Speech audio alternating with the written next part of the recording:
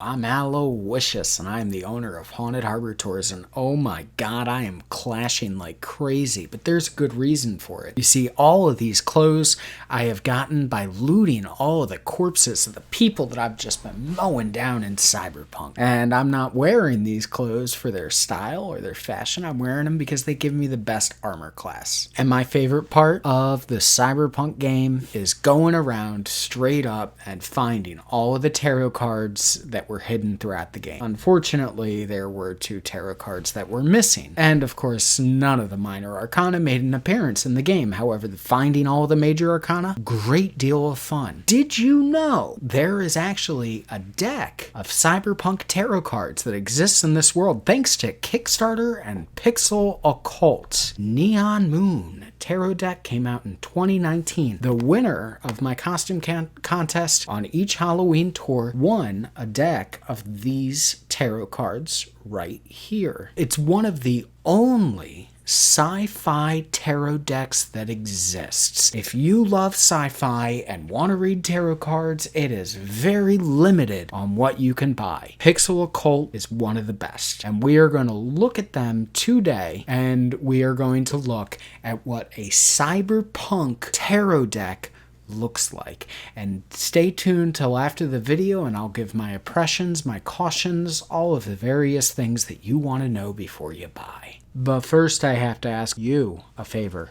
Are you subscribed? Just go down and click that subscribe button. So a good deal for you, because as of last Saturday, I have hit 100 subscribers. And of those 100 people, one person is having a tarot deck actually shipped to their house coming in the next couple of weeks. That all will be in my 100 subscriber celebration video due out some point this week. But you, if you are not subscribed, are not the person who's getting that tarot deck. But that doesn't mean that you won't be. Once I hit, let's set the goal for 250. At the 250 mark, I am going to ship another deck of tarot cards out. And that could be you, if you are my next subscriber. Comment. The more you comment, the more likely you are to win it. It's going to be kind of picked at random. And join the Haunted Harbor Tours YouTube family. So here we have the Neon Moon Tarot. Of course, right here you have the symbol for the Neon Moon. It's a sticker on an aluminum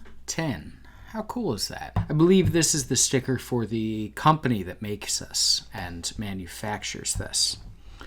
Inside, we have the book used to interpret the cards. Let's check for spreads real quick. Hopefully they have a couple. Knight of Pentacles. Nope, looks like it closes with the cards. Pixel Occult's website at the end, its Instagram, and its Twitter. And the contact information for the artist, James Brothwell. How wonderful. And in the front, again, no spreads. The Neon Moon setting is my original take on a cyberpunk world, using the archetypes of the Rider-Waite-Smith Tarot as any other tarot deck. Every card has a piece of story behind it, and every combination of cards tells a different story. Characters in the cards represent the wealthy yet repressed and restrained set, in contrast against the poor but diverse and free that fight for their existence and identity against the many systems aimed at controlling them. Neon Moon tells the story of corporations without restraint, benefiting the few immortals living on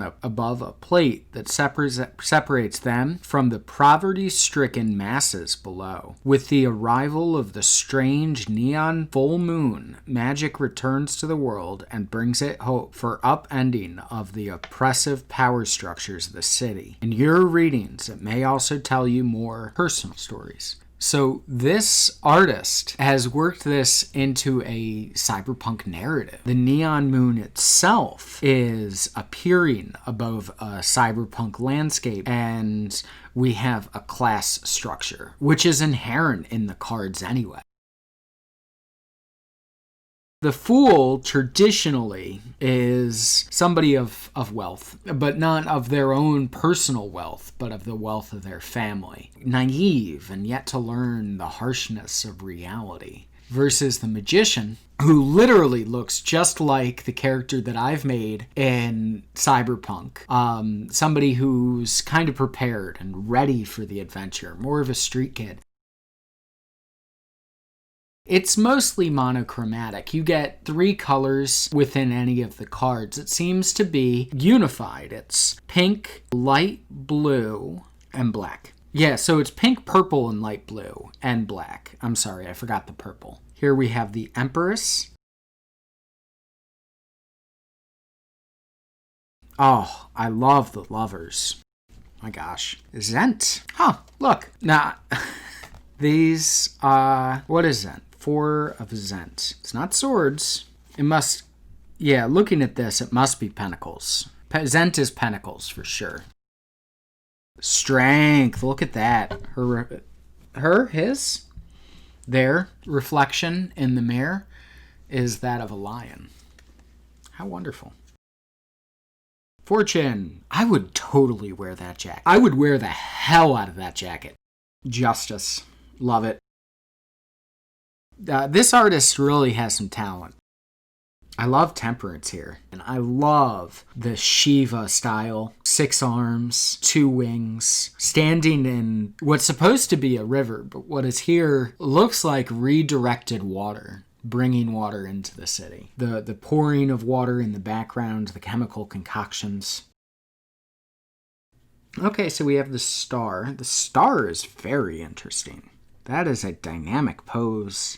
I will tell you, love the art of this. I don't feel this pose works.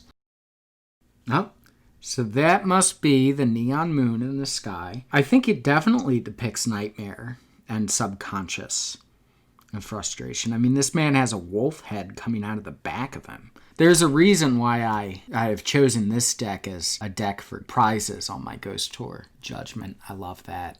Fantastic.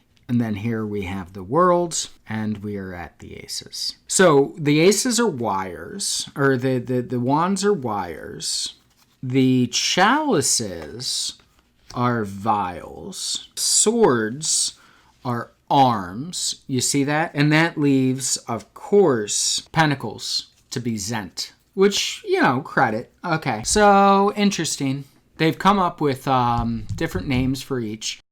So we're going to start off with one of my favorites, the 4 of Wands. Here, the 4 of Wires. We're going to go in, and we're going to read this one. 4 of Wires. And for a moment, anyway, the music blares, and we link our connections to each other. We can feel each other's emotions and thoughts and chaos, the group link. In this space of this normally empty warehouse, the bliss of it all is positively overwhelming. They're all wired together. They're all connected. Through minds, through the digital medium. Fantastic.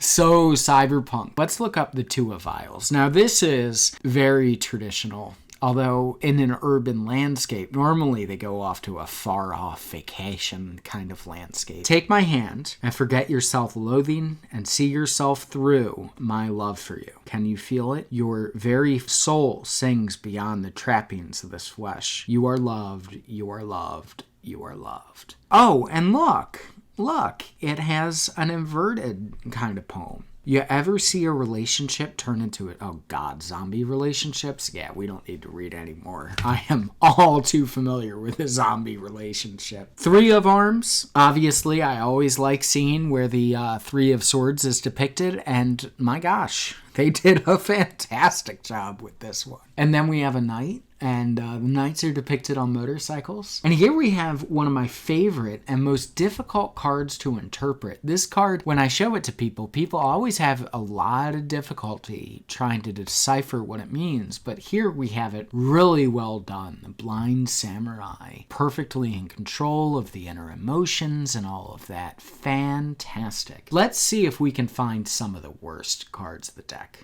2 just in their dullness. The 2 of Wires, or the 2 of Wands typically, is usually one of my favorite cards, period. It's discussing the idea that somebody needs to step forth and move forward and choose the direction that they're headed on. A close-up with her holding the world on her phone, standing beyond a city. I don't feel, and of course, a far-off landscape that she's drawn. Of course, the Seven of Pentacles, very difficult card to draw. I believe the Rider-Waite typically has it a woman standing with a falcon. But again, you can't read any meaning on just the surface of this card. It's just a close-up. And of course, here we have the Star, which I think was so ambitious. I think this pose was just incredibly ambitious.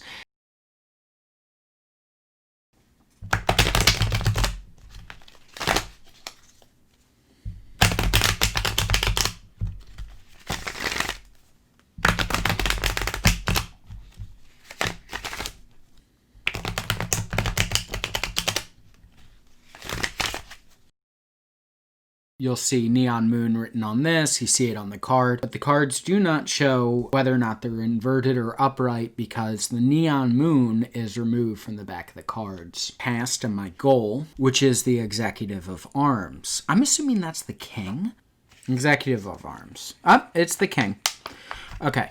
Executive of Arms, upright. We are the sword operating in the light of knowledge. When we are called to act, it is our duty to understand the situation fully because it is uncomfortable bold in our hands that keeps things running around here. We must not hesitate when our understanding is complete, but before then we must guard against those who would abuse haste or misunderstanding on our part for their own gain. Utmost truth is both the badge we derive our authority from and our heavy burden to bear. Intellect, authority, truth, and ethics. In my more recent past, we have the Eight of Arms. Jeez.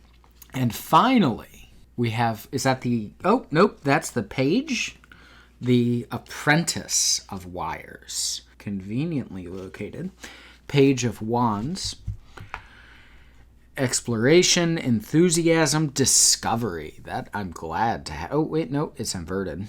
Setbacks, pessimism, defeat, negativity. Well, that's me on a day-to-day level. None of it makes sense.